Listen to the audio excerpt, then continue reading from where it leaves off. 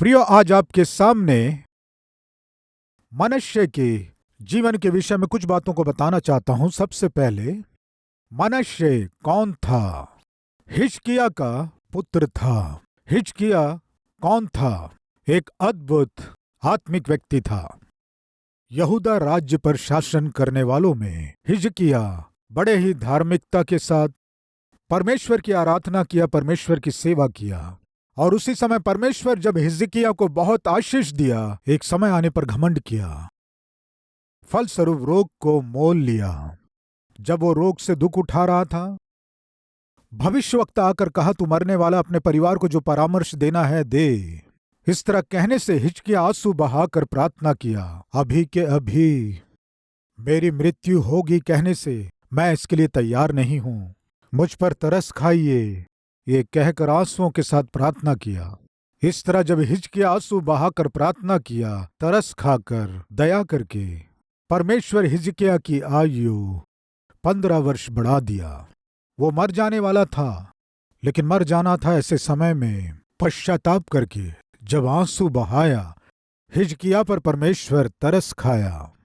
प्रिय, आज यदि हमारे बीच कोई बीमारी में से होकर गुजर रहे हैं, तो अगर वो बीमारी मृत्यु लाने वाली है तो, या फिर हताश और निराश होकर अब जी के क्या फायदा, मरने से ही अच्छा है, ऐसे विचार यदि आपको बार बार विचलित कर रहे हैं, तो मर जाना है ऐसे विचार मन में आ रहे हैं, तो हो सकता है उसका कारण आर्थिक समस्या हो, या आपके जीवन में आपने किसी से धोखा खाया हो, या आपके साथ किसी ने अन्याय किया हो, या बिना किसी कारण के आपकी निंदा की गई हो, अपमान किया गया हो। उस अपमान को, निंदा को आप सह नहीं पा रहे हो। चाहे कुछ भी हो, हम में से कोई भी जीवन को समाप्त करना है, या फिर मेरा काम हो गया है, मेरा काम हो गया, ऐसे सोचने की परिस्थिति में है, तो ऐसी परिस्थिति को बदलने वाला परमेश्वर है।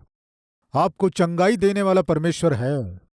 आपको अच्छे दिन दे पाने वाला परमेश्वर है, वही प्रभु यीशु मसीह है। हिजकिय्याह को ऐसी बीमारी हुई कि वह मरने पर था और उस दुख को सह नहीं पा रहा था। परमेश्वर एक समाचार को भेजा, जाकर बताओ वो मरने वाला है, वो बचेगा नहीं। इस समाचार को यशायाह भविष्यवक्ता हिजकिय्याह से बता रहा है, तुम बचोगे नहीं, अपने परिवार से जो कहना है कहो, सारे अकाउंट्स को सेटल कर लो, परमेश्वर से समझौता कर लो। हिजकिय्याह आंसू बहाकर प्रार्थना किया, उसके आंसुओं को परमेश्वर देखा। प्रिय, आज हमारे बीच कोई है क्या ऐसी स्थिति में, या मर जाने से अच्छा है ऐसे सोच रहे हैं, तो उसका कारण क्या है आप अच्छी रीति से जानते हैं। प्रभु के सम्मुख पश्चाताप के साथ आप प्रार्थना करेंगे, तो मेरा प्रभु आपको क्षमा करना ही नहीं, आपको चंगाई देकर दीर्घायु की आशीष को देने के लिए मेरा प्रभु तैयार है। हिजकिय्याह जब वो मरने पर था, प्रार्थना के द्वारा वो अपने प्राण को बचा लिया। सुनिए, इस तरह जिसने अपने प्राण को बचा लिया, ऐसा अद्भुत आत्मिक व्यक्ति का पुत्र था ये मनश्शे। उसके पिता के जीवन में परमेश्वर ने कैसे अद्भुत कार्य किए, अपनी आंखों से देखा। उसके पिता के ऊपर, वैसे ही सेना के ऊपर 1,85,000 सैनिक अचानक आकर देश को नाश करने की कोशिश करने से हिजकिय्याह जब परमेश्वर की उपस्थिति में जाकर प्रार्थना किया, परमेश्वर अद्भुत रूप से 1,85,000 सैनिकों को नाश कर दिए। इसके विषय में भी उसके पुत्र मनश्शे को मालूम था। एक अद्भुत आत्मिक व्यक्ति से वह जन्मा था। प्रिय, आज कुछ मुख्य विषयों को आपसे बांट रहा हूं। सबसे पहला है महान आत्मिकता। किसकी? उसके पिता की। पिता बहुत आत्मिक था, पर पता नहीं क्यों पुत्र निकम्मा निकला। आज हमारे बीच कोई ऐसे भाई या बहन हैं क्या? मेरी माँ बहुत अच्छी है, मेरे पिता बहुत आत्मिक है, प्रार्थना करने वाले हैं, लेकिन पता नहीं क्यों मेरा जीवन पाप के द्वारा बंधे जाकर, एक अच्छे माता पिता से जन्मा हुआ मैं, आत्मिक माता पिता से जन्मा हुआ मैं, परमेश्वर से दूर जी रहा हूं, पाप के बहुत ही निकट मैं जी रहा हूं। मेरे जन्माए हुए माता पिता को दुख दे रहा हूं, मैं उन्हें रुला रहा हूं। ऐसी स्थिति में कोई है क्या? है तो एक बार सोचिए, आप और मनुष्य एक ही नाव में यात्रा कर रहे हैं। विचित्र बात यह है कि अद्भुत पिता से जन्मा हुआ मनुष्य, बचपन से बहुत करीब से अपने पिता को देखा हुआ ये मनुष्य, प्रियो, किस तरह उसका पिता प्रार्थना किया करता था, कैसे प्रार्थनाओं के द्वारा जय को प्राप्त किया, किस तरह परमेश्वर उसके पिता के प्रति तरस खाकर जय को प्रदान किया, ये सब मनुष्य देखा। लेकिन पता नहीं उसको क्या हुआ, परमेश्वर की परवाह नहीं किया, परमेश्वर का भय नहीं माना। उसके पिता ने जिस परमेश्वर की उपासना किया, उसकी उपासना करना छोड़कर तारागणों की उपासना किया, सूर्य चंद्र नक्षत्रों की उपासना करना शुरू किया, परमेश्वर के भय के बिना वो जीना शुरू किया। प्रियो, कई बार हम बहुत अच्छे सेवकों को देखते हैं, वे अद्भुत सेवा को करते हैं, लेकिन पता नहीं क्यों उनके पुत्र मनमर्जी से जीते हैं, और बेटियां भी परमेश्वर के भय भक्ति के बिना जीती हैं। माता पिता ईमानदारी से सेवा करते हुए नाश होने वाले संसार को बचाना है, हर तरह से परिश्रम कर रहे हैं, लेकिन स्वयं के बच्चे ही नाश हो रहे हैं, तो माता पिता के लिए इससे बड़ी दुख की बात क्या हो सकती है? आज इन बातों को सुनने वाले भाई और बहन, यदि आप सेवक के परिवार में जन्मे हैं, तो आत्मिक परिवार में जन्मे हैं, तो आपके माता पिता आंसू बहाते हुए नाश होने वालों के लिए निरंतर प्रार्थना करते हैं, उन्हें यीशु के विषय में गवाही देते हैं, और उसी समय उस घर में रहने वाले आप स्वयं अपने मन मर्जी से जीते हुए अपने माता पिता के लिए दुख का कारण बनेंगे, तो सोचिए कितने दुख की बात है। यदि आज आप ऐसा जीवन जी रहे हैं, तो आप में और मनुष्य में क्या अंतर है? पहला, महान आत्मिकता किसके? पिता की। महान आत्मिक व्यक्ति से जन्मा था ये मनुष्य। दूसरा, महान प्राथमिकता। क्या थी महान प्राथमिकता? वो बहुत ही छोटी उम्र में ही राजा के रूप में चुन लिया गया। आइए इतिहास की दूसरी पुस्तक 33 अध्याय 1 वचन से देखेंगे। जब मनुष्य राज्य करने लगा, तब वह 12 वर्ष का था और यरूशलेम में 55 वर्ष तक राज्य करता रहा। यहूदा के राज्य पर राज्य करने वाले सारे राजाओं से लंबे समय तक ये राज्य किया। 55 वर्ष तक राज्य करने के प्राथमिकता को पाया। पापी व्यक्ति था, मन मर्जी से जीता था, लेकिन उसका जो अधिकार था 55 वर्ष तक था। शायद इस संसार में राजा के रूप में 55 वर्ष शासन करने वाले बहुत कम लोग होंगे, जो बहुत कम लोगों में प्राथमिकता थी, जो बहुत कम लोगों के पास अधिकार था। इस पापी व्यक्ति को परमेश्वर देने से मनुष्य को कितना धन्यवादी होना था। बहुत छोटी उम्र में एक ऊंची प्राथमिकता, अधिकार, अवसर परमेश्वर मनुष्य को दिया। आज इन बातों को सुनने वाले भाइयों और बहनों, हमारे बीच कोई है क्या? बहुत ही छोटी उम्र में ही अधिकार, ऊंची पदवी, ऊंचा पोस्ट, ऊंचा पोजीशन, ऊंची नौकरी, ऊंची स्थिति को परमेश्वर आपको दिया है क्या? धन्यवादी होकर जिए। प्रियो, मनुष्य के नाम का अर्थ जानते हैं? भूल जाना। क्या है? भूल जाना। प्रियो, वो भूल गया। उसके पिता कितने आत्मिक थे, भूल गया। उसके पिता के जीवन में आश्चर्य कार्य करने वाला परमेश्वर कौन है, भूल गया। उसके पूर्वज कौन है, कैसे आत्मिक परिवार में वो जन्मा था, भूल गया। उसे आज राजा बनाकर उत्तम स्थान को किसने दिया है, भूल गया। है क्या कोई हमारे बीच? एक समय आप बहुत आत्मिक व्यक्ति के रूप में जीकर, परमेश्वर के निकट जीकर, जब आप कष्टों में से गुजर रहे थे, विपत्ति में से गुजर रहे थे, दुखों में से, संकटों में से, बीमारियों में से गुजर रहे थे, समस्याओं में से गुजर रहे थे, परमेश्वर से प्रार्थना किए, परमेश्वर के तरस के लिए आप रोए, प्रभु मैं जी नहीं पा रहा हूं, तरस खाइए, मैं नौकरी के बिना जी नहीं पा रहा हूं, व्यापार में मैं बहुत लागत लगाया, बहुत परिश्रम किया, बहुत मेहनत किया, 1 रुपए भी नहीं बच रहा है, दुख उठा रहा हूं, घर में शांति नहीं होने से, विवाह होकर कई वर्ष होने के बाद भी बच्चे नहीं होने से अपमान को सह ना पाकर दुख उठा रहा हूं कहकर जब आप प्रार्थना किए तो परमेश्वर प्रार्थना नहीं सुना क्या? परमेश्वर आप पर तरस नहीं खाया क्या? एक ओर परमेश्वर आपको आर्थिक रूप से मजबूत किया, आपको ऊंचा किया, और दूसरी ओर आपको अच्छा स्वास्थ्य दिया, और उतना ही नहीं परमेश्वर आपको संतान देकर खुशी को दिया। ये सब करने के बाद आपने क्या किया? आप भूल गए। आज आप जो कुछ भी है, जिस किसी स्थिति में हैं और जो अनुभव कर रहे हैं, उन सब का कारण परमेश्वर ही है। इस सत्य को भूलकर आप मनमर्जी से जी रहे हैं। आपको दिए गए अधिकार को आधार बनाकर, परमेश्वर के द्वारा दिए गए संपत्ति को आधार बनाकर, परमेश्वर के द्वारा दिए गए नौकरी को आधार बनाकर, कमाई को आधार बनाकर उस परमेश्वर को छोड़कर आप अपने मनमर्जी से जिएंगे तो कितना खतरा है जानते हैं? वही आज हम सीखने जा रहे हैं। एक महान प्राथमिकता परमेश्वर मनुष्य को दिया। मनुष्य बचपन से वचन के अनुसार जीकर वचन के अनुसार देश पर शासन करने का अवसर परमेश्वर उसे देने से उसके पाए हुए अधिकार को आधार बनाकर वो अपने मनमर्जी से जीना शुरू किया। प्रियो, पहला महान आत्मिकता, दूसरा महान प्राथमिकता, तीसरा घृणित पाप। प्रियो, वो अपने अधिकार को आधार बनाकर, अपने स्वास्थ्य को आधार बनाकर, संपत्ति को आधार बनाकर वो क्या किया जानते हैं? अपनी मनमर्जी से जीना शुरू किया। वही हम देख रहे हैं दूसरे वचन से।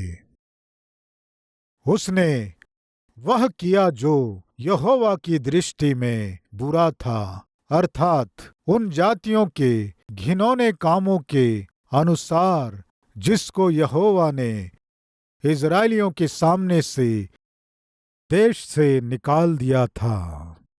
प्रियो, यदि आप किसी व्यक्ति के साथ गलत करते हैं तो आप सोचते हैं उस व्यक्ति के साथ आप गलत कर रहे हैं। और यदि आपके पत्नी को धोखा देने से मैं अपनी पत्नी को धोखा दे रहा हूं, सोचते हैं आप अपने पति को धोखा देने से आप सोचते हैं मैं अपने पति को धोखा दे रहे हूं, लेकिन वास्तव में परमेश्वर को धोखा दे रहे हैं। प्रिय, उड़ाऊ पुत्र जब वापस लौटकर घर आया, वो अपने मन में क्या सोचा जानते हैं? पिताजी, मैंने स्वर्ग के विरोध में और तेरी दृष्टि में पाप किया है।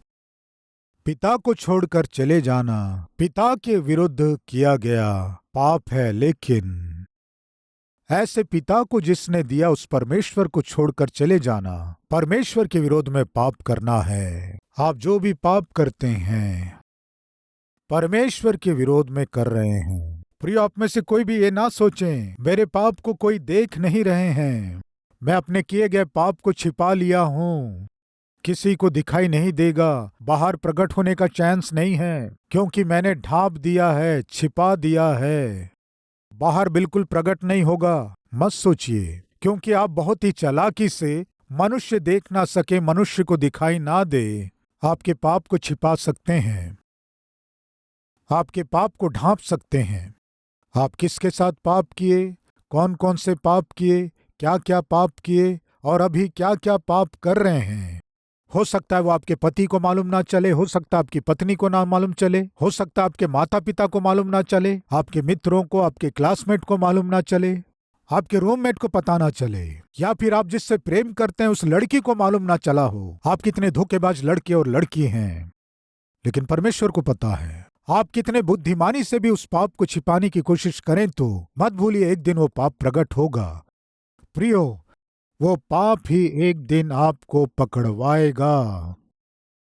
प्रियो, एक आलसी व्यक्ति था, वो मेहनत करना नहीं जानता था, और उसी समय एक व्यक्ति बड़ी मेहनत करके खेत में धान को लगाया, फसल अच्छी हुई। उस धान की कटाई करवा के अच्छी रीति से बोरों में भरकर खेत के भंडारों में सुरक्षित रख दिया। ये आलसी परिश्रम नहीं करता था। इसने क्या किया जानते हैं? आधी रात को उठकर गया, एक एक बोरा उठाकर अपने घर ले आया। एक बोरा लेकर आया, संतुष्ट नहीं हुआ, फिर दूसरा लाया, संतुष्ट नहीं हुआ, फिर से जाकर तीसरा बोरा भी घर में ले आया और सोचा बहुत है, इन 3 बोरे धान से शांति के साथ कुछ महीने गुजर सकते हैं, कुछ महीने अच्छे से जी सकते हैं, अब भरपेट भोजन कर सकते हैं सोचकर उन बोरों को घर में जमा दिया और सो गया। लेकिन तीसरा बोरा लाते समय क्या हुआ कि उस बोरे में एक छेद था।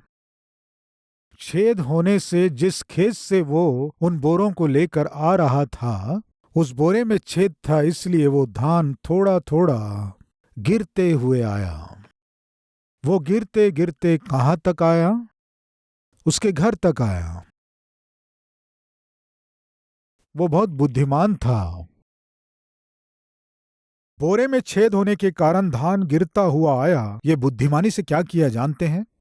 अब सारे धान को चुनकर उठा पाना मुश्किल है ना, इसलिए क्या किया? उस धान के ऊपर मिट्टी डालकर ढांप दिया। जब उसने धान को मिट्टी से ढांप दिया, कुछ दिखाई नहीं दे रहा था। सोचा, मैं सब कुछ छिपा दिया हूं, अब कोई सबूत नहीं है, किसी को मालूम नहीं चलेगा, मैं ढांप दिया हूं। वो सोचा। इस तरह सोचकर आराम से आकर सो गया। कोई है क्या हमारे बीच? सारे पापमय कामों को करके, धोखा देकर, दगा देकर, भोली भाली लड़कियों के साथ खेलकर, उसके द्वारा आप सुख शांति को, भोग को पाकर, धन संपत्ति कमाकर अब कोई डर नहीं है, मैंने अपने पापमय कामों को बुद्धिमानी से छिपा दिया हूं, ऐसे सोचने वाले कोई हैं क्या? सावधान, आप जिसे ढांप दिया हूं सोच रहे हैं, वो प्रकट होगा। कैसे प्रकट होगा ब्रदर? किसी को मालूम ना चले, छिपा दिया हूं ना। बाहर प्रकट होने का चांस कहां है? बताता हूं, सुनिए।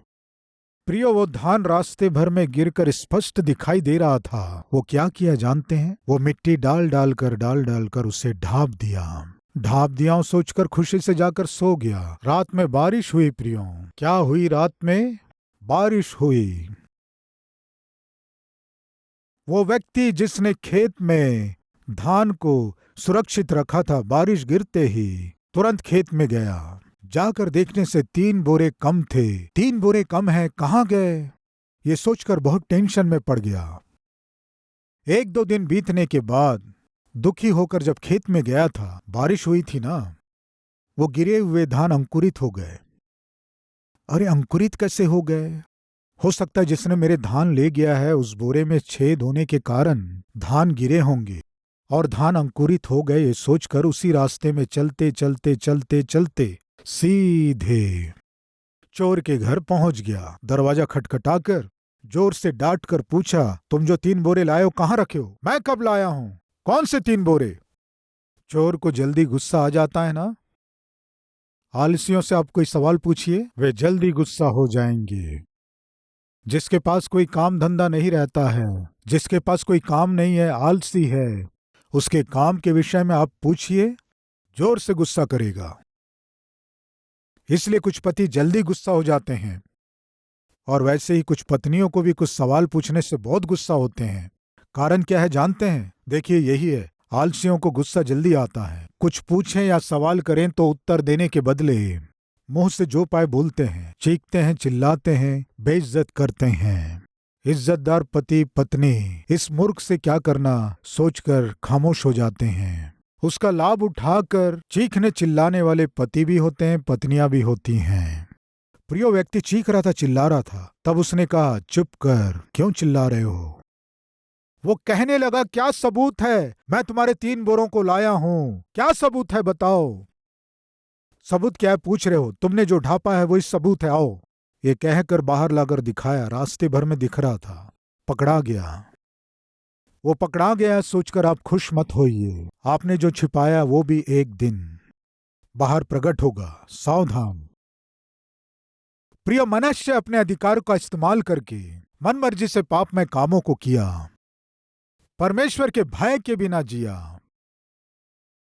उसके पाप में कामों को परमेश्वर देख रहे हैं, ये ध्यान भी ना देकर अति पवित्र परमेश्वर के मंदिर में आकाश के तारा गणों के लिए वेदियां बनाया। पढ़ रहा हूं 4 वचन से। उसने यहोवा के उस भवन में वेदियां बनाई जिसके विषय यहोवा ने कहा था, यरूशलेम में मेरा नाम सदा बना रहेगा। वरन यहोवा के भवन के दोनों आंगनों में भी अपने आकाश के सारे गणों के लिए वेदियां बनाई। प्रिय, परमेश्वर के भवन में दो भाग होते हैं, एक पवित्र स्थान और एक अति पवित्र स्थान। अति पवित्र स्थान परमेश्वर का निवास स्थान है। पवित्र स्थान वह स्थान है जहां याजक जाकर बलिदानों को चढ़ाता है। कृपया सुनिए, इस शरीर में भी दो भाग हैं। आपका शरीर यदि परमेश्वर का मंदिर है तो आपका हृदय अति पवित्र स्थान है जहां परमेश्वर निवास करते हैं। आज आपका देह परमेश्वर का मंदिर है तो आपका हृदय अति पवित्र स्थान है। परमेश्वर का निवास स्थान है अति पवित्र स्थान। मैं पूछता हूं, आज कितने लोग अपने शरीरों से पाप में काम नहीं कर रहे हैं? कितने लोग अपने कामों में, अपने चाल चलन में पवित्रता के बिना, अपने बिछौने में पवित्रता ना होकर, हृदय में परमेश्वर को स्थान ना देकर, पापी व्यक्ति को, पापी स्त्री को स्थान देते हुए अपने शरीर को, अपने हृदय को नाश करने वाले कितने लोग नहीं हैं? प्रियो, मनुष्य अपने अधिकार को आधार बनाकर मन मर्जी से जीने से मनुष्य के अधिकार को परमेश्वर ने उससे छीन लिया। राजा हूं सोचकर कुछ भी करूंगा तो चल जाएगा, सोच रहे हो? तुमसे राज्य ही छीन लूंगा, कौन आएगा देखता हूं। मनुष्य जो राजा था, राज्य को खो दिया। शत्रु आकर उसे बांध कर घसीटते हुए ले गया, ले जाकर बंदी गृह में डाल दिया। मनुष्य जो एक राजा के रूप में शासन किया था, अभी बंदी गृह में एक अभागे के रूप में बंधुआ बन गया। आज वो मनुष्य कोई और नहीं, मैं ही हूं। परमेश्वर दंड देंगे तो मैं सह नहीं पाऊंगा। मेरी नौकरी को छीन लेने से मैं सह नहीं पाऊंगा। मेरे व्यापार को नाश करने से मैं सह नहीं पाऊंगा। मेरा स्वास्थ्य मुझसे छीन लेने से मैं सह नहीं पाऊंगा। प्रभु मुझे क्षमा कीजिए। आपके विरोध में मैं व्यवहार किया, आपके विरोध में जिया, विरोध में चला, विरोध में पाप में कामों को किया, विरोध में गलत कामों को किया। अगर आप मुझे दंड देंगे तो मैं सह नहीं पाऊंगा। पिता मुझे क्षमा कीजिए। इस तरह प्रार्थना करने वाले हैं तो जहां हैं वहीं से प्रभु से प्रार्थना कीजिए, विनती कीजिए।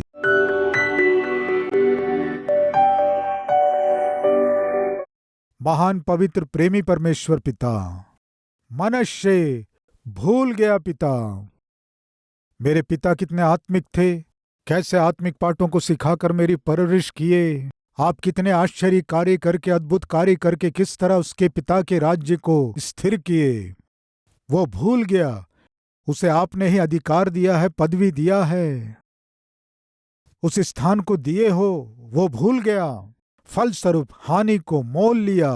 पिता, आज हमारे पास जो कुछ भी है, इन सब का कारण आप ही हैं पिता। आज हमारे जीवन में जो भी आशीषें हैं वो आपके दिए हुए हैं पिता। पिता, आपको भूले बिना, आपसे दूर हुए बिना हम अभागे ना हो, हम पर तरस खाइए पिता। पिता, जितने लोग क्षमा मांग रहे हैं उन सब को क्षमा करके आपके इच्छा के अनुसार चलने वाले पिता के रूप में, पत्नी के रूप में, बच्चों के रूप में, नौकरी करने वाले के रूप में, सेवक के रूप में, व्यापारी के रूप में आपसे जी सके सहायता कीजिए। एक नए बदलाव को और व्यक्तित्व को दीजिए पिता। यीशु मसीह के नाम से मांगते हैं, आमीन। प्रियो, इस डेली डिवोशन के द्वारा आप आशीष पाए हैं तो और भी लोगों को शेयर कीजिए, लाइक कीजिए और साथ ही साथ कमेंट भी कीजिए। कल फिर इसी समय में एक और डेली डिवोशन के साथ आपके सामने आऊंगा। तब तक के लिए शालोम।